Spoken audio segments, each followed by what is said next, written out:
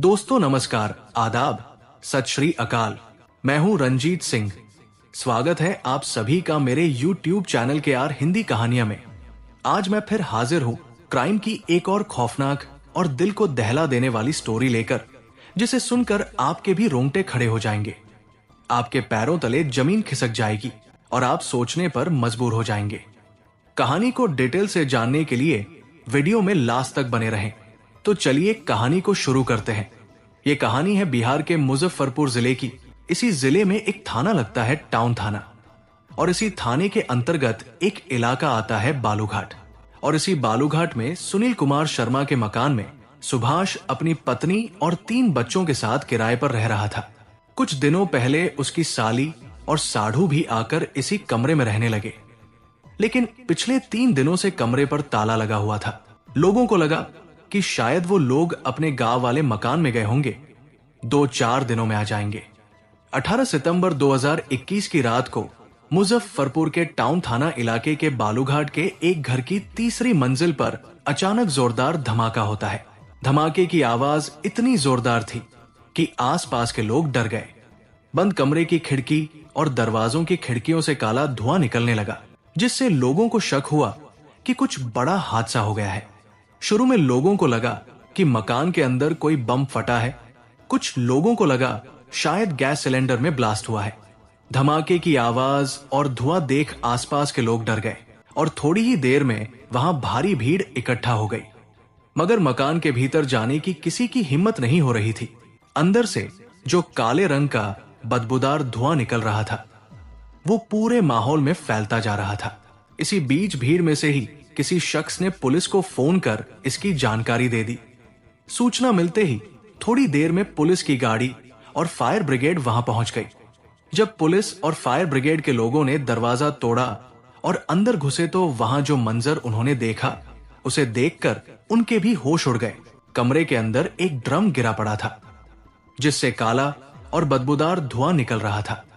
Drum के आसपास मांस के लोथड़े फैले हुए थे। ऐसा लग रहा था जैसे ड्रम में कोई तेज केमिकल भरा हो। फायर ब्रिगेड ने तुरंत खिड़की और बाकी जगह लगी आग बुझाई।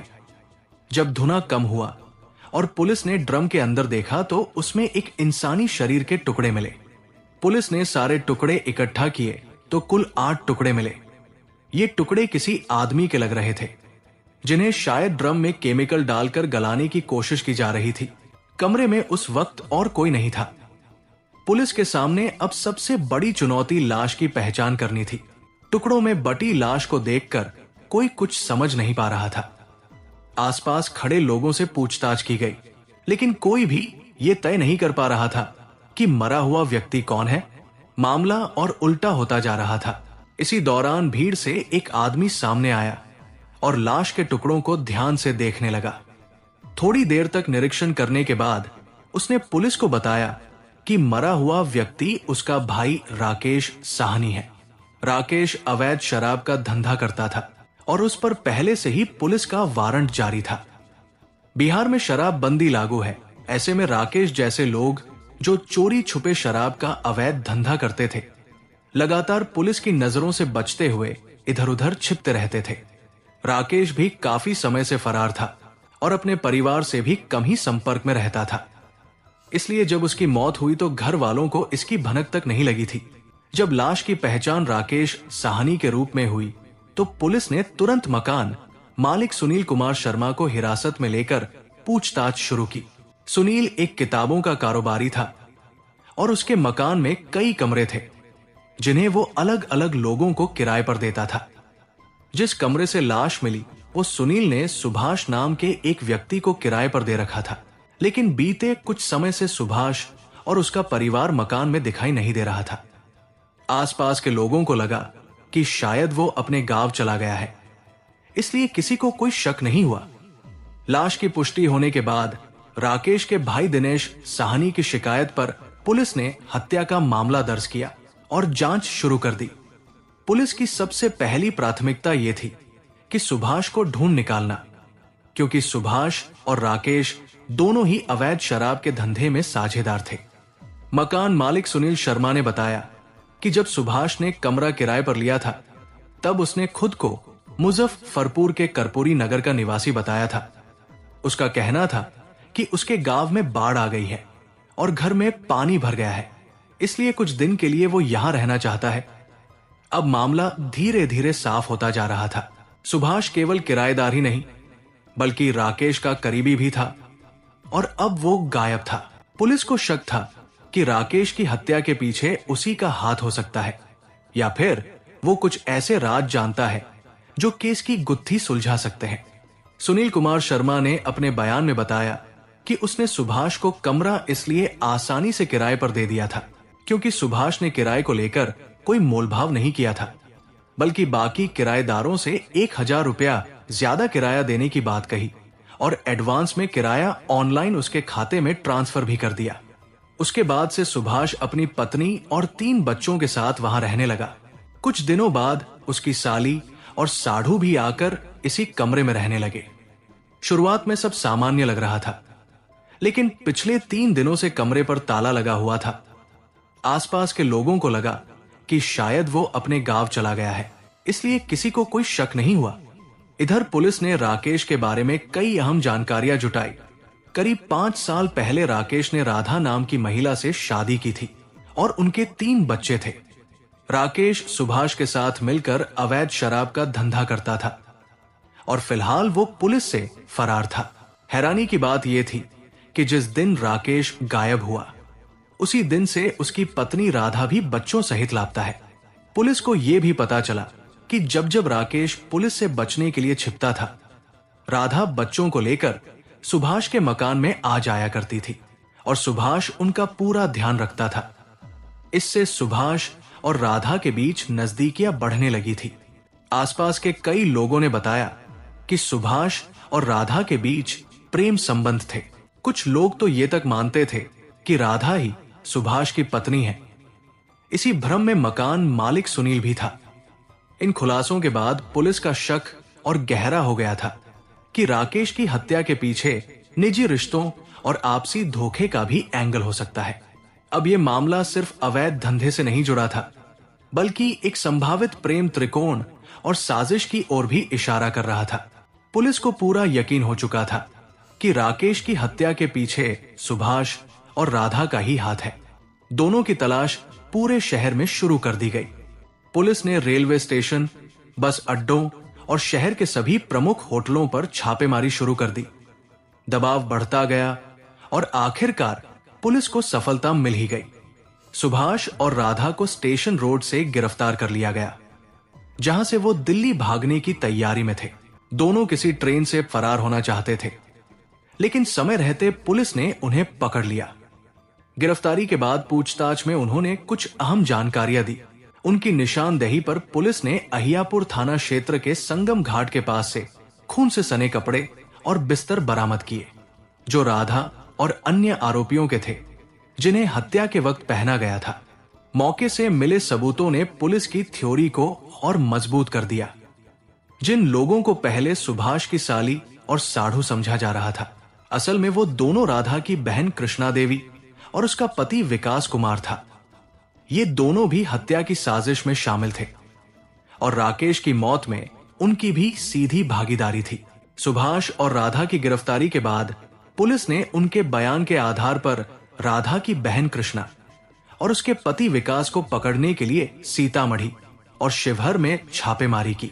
लेकिन जैसे ही उन्हें सुभाष और राधा की गिरफ्तारी की खबर लगी, वे दोनों मौके से फरार हो गए। इसके बाद पुलिस ने सुभाष और राधा को थाने लाकर जब सख्ती से पूछताछ की, तो राकेश की हत्या से जुड़ी एक खौफनाक और दिल को दहला देने वाली साजिश का खुलासा हुआ। ये महज एक गुस्से में की गई हत्या नहीं थी, बल्कि 2 महीने पहले से सोची समझी योजना के तहत अंजाम दिया गया अपराध था। इस साजिश में कुल 4 लोग शामिल थे। राकेश का करीबी दोस्त सुभाष, उसकी पत्नी राधा, जो अब सुभाष की प्रेमिका बन चुकी थी, राधा की बहन कृष्णा और कृष्णा का पति विकास। चारों ने मिलकर राकेश को रास्ते से हटाने की पूरी योजना बनाई थी। राकेश की हत्या कर शव के डिस्पोजल की तैयारी भी पूरी कर ली थी। शव को गलाने के लिए केमिकल का इंतजाम किया गया था। शव से उठने वाली दुर्गंध को बाहर फैलने से रोकने के लिए अगरबत्ती का इंतजाम भी किया गया था। राकेश की हत्या के पीछे कारण था सुभाष और राधा का नाजायज रिश्ता। दरअसल शराब के धंधे के चलते राकेश के पीछे अक्सर पुलिस पड़ी रहती थी। इसके चलते राकेश कई कई दिनों तक अंडरग्राउंड हो जाता था। उसके पीछे उसकी पत्नी राधा और बच्चों की देखभाल सुभाष ही करता था। पति के बाहर कहीं छिपते रहने की वजह से राधा की सुभाष के साथ नजदीकियां बढ़ती गई। सुभाष भी राधा को चाहता था। इस तरह उन दोनों के बीच अवैध संबंध बन गए। राकेश को जब इस बात का पता चला तो उसने पत्नी राधा को खूब पीटा। राधा ने उससे माफी मांग ली, सुभाष ने भी उससे माफी मांग ली। राकेश की भी मजबूरी थी, क्योंकि वो बीवी बच्चों की देखभाल के लिए सुभाष पर निर्भर था। लिहाजा उसने दोनों को माफ कर दिया। लेकिन यही उसकी सबसे बड़ी भूल थी। राकेश जब जब परेशान होता तो वो राधा से लड़ता और उसे मारता पीटता, तब राधा भागकर सुभाष के घर चली जाती थी। फिर राकेश उसे समझा बुझाकर वापस ले आता। ये चक्र काफी समय से चल रहा था। सुभाष ने राधा को अपने प्रेम जाल में पूरी तरह फांस रखा था और राधा भी अब राकेश की गाली गलौज और मारपीट से तंग आ चुकी थी। राधा पति राकेश के बजाय अपने प्रेमी सुभाष के साथ ज्यादा खुशी महसूस करती थी। वो तन मन दोनों से सुभाष की हो चुकी थी। अब राकेश, सुभाष और राधा की नजरों में चुभने लगा था। राधा अब उसकी कोई भी कड़वी बात सुनने को तैयार नहीं थी। राधा और सुभाष को लगने लगा था कि राकेश उनके बीच दीवार बनकर रह गया है। राकेश की खुद की जिंदगी भी किसी ठिकाने पर नहीं थी। पुलिस उसे हर वक्त ढूंढ रही थी और घर में बीवी का भरोसा टूट चुका था। वो हमेशा टेंशन में रहता था।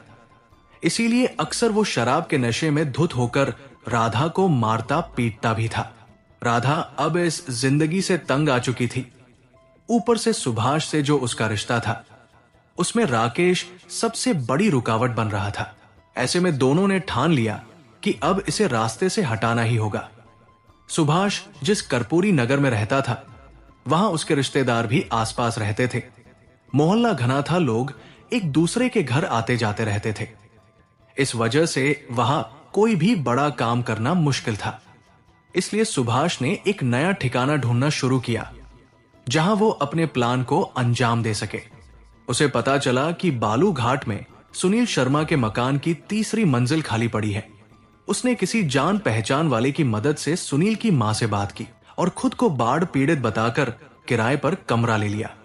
सुभाष ने मकान मालिक को बिना किसी झंझट के राजी करने के लिए बाकी किराएदारों से 1000 रुपए ज्यादा किराया देने की बात कही और एडवांस में पैसे भी ऑनलाइन ट्रांसफर कर दिए। उसे जल्दी से वो कमरा मिल गया जो वो ढूंढ रहा था। थोड़े ही दिनों में सुभाष कुछ सामान लेकर सुनील शर्मा के मकान में शिफ्ट हो गया। कुछ दिन बाद राधा भी अपने तीनों बच्चों को लेकर वहां पहुंच गई। मोहल्ले में सुभाष ने राधा को अपनी पत्नी बताकर सबसे परिचित कराया, ताकि किसी को शक ना हो। राधा के आने के कुछ दिन बाद ही उसकी बहन कृष्णा और उसका पति विकास भी वही आकर रहने लगे। अब पूरा खेल तैयार हो चुका था। राकेश को खत्म करने की प्लानिंग इन चारों ने मिलकर की थी। लेकिन सिर्फ सुभाष और राधा के बस की बात नहीं थी कि राकेश जैसे हट्टे कट्टे आदमी पर काबू पा सके। इसलिए सुभाष ने राधा की बहन कृष्णा और उसके पति विकास को भी साजिश में शामिल कर लिया। मकसद साफ था, जब राकेश कमरे में आएगा तो चारों मिलकर उसे काबू में कर लेंगे और आसानी से मार देंगे। सब कुछ पहले से तय था।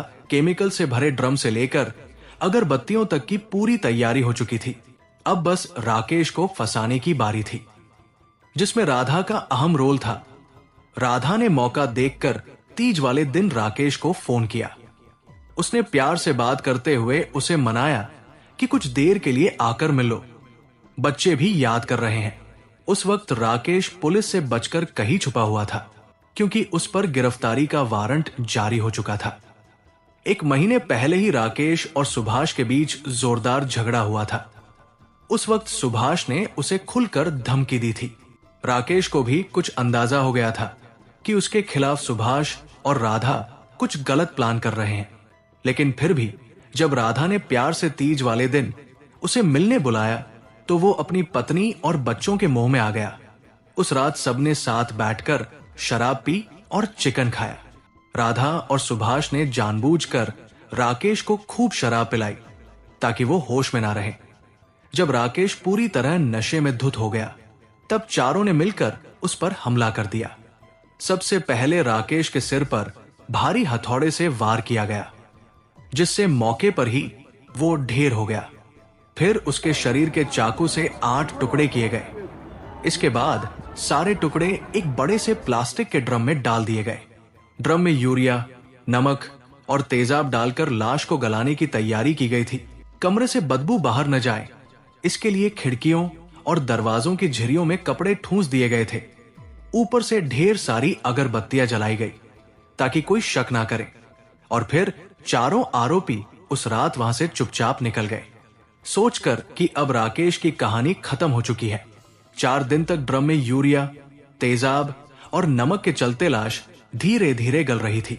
इस प्रक्रिया में अंदर अमोनियम नाइट्रेट जैसी जहरीली गैस बनने लगी थी। जब ये गैस कमरे में जल रही है, अगरबत्तियों के संपर्क में आई तो एक जोरदार धमाका हो गया। इसी धमाके ने पूरे राज से पर्दा उठा दिया।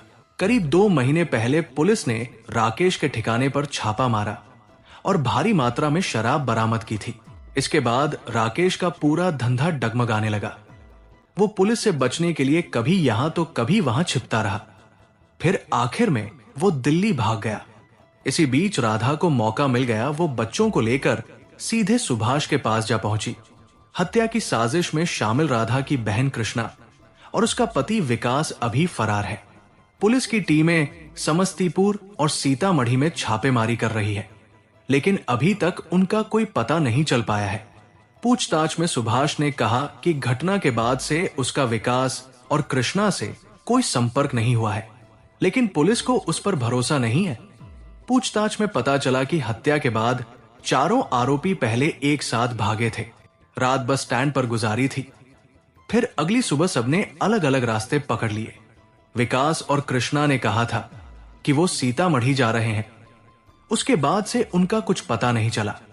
बाद में पुलिस के सराहनीय प्रयास से सुभाष, राधा और बाकी के आरोपियों को गिरफ्तार कर उन्हें कोर्ट में पेश किया गया, जहां से उन्हें जेल भेज दिया गया। दोस्तों, इस कहानी को सुनाने का उद्देश्य किसी का दिल दुखाना नहीं है, किसी को परेशान करना नहीं है, बल्कि आपको जागरूक करना है और आपको सचेत करना है, ताकि आप लोग सतर्क रहें और सावधान रहें। तो दोस्तों, कैसी लगी ये स्टोरी कमेंट जरूर करें, वीडियो को लाइक करें और अपने दोस्तों को शेयर भी करें। और आपसे गुजारिश है कि मेरे चैनल को सब्सक्राइब जरूर करें और कमेंट बॉक्स में अपना नाम और कहां से देख रहे हैं, अपने शहर का नाम जरूर लिखें। फिर मिलेंगे ऐसी ही किसी सच्ची स्टोरी के साथ। तब तक के लिए जय हिंद, जय भारत।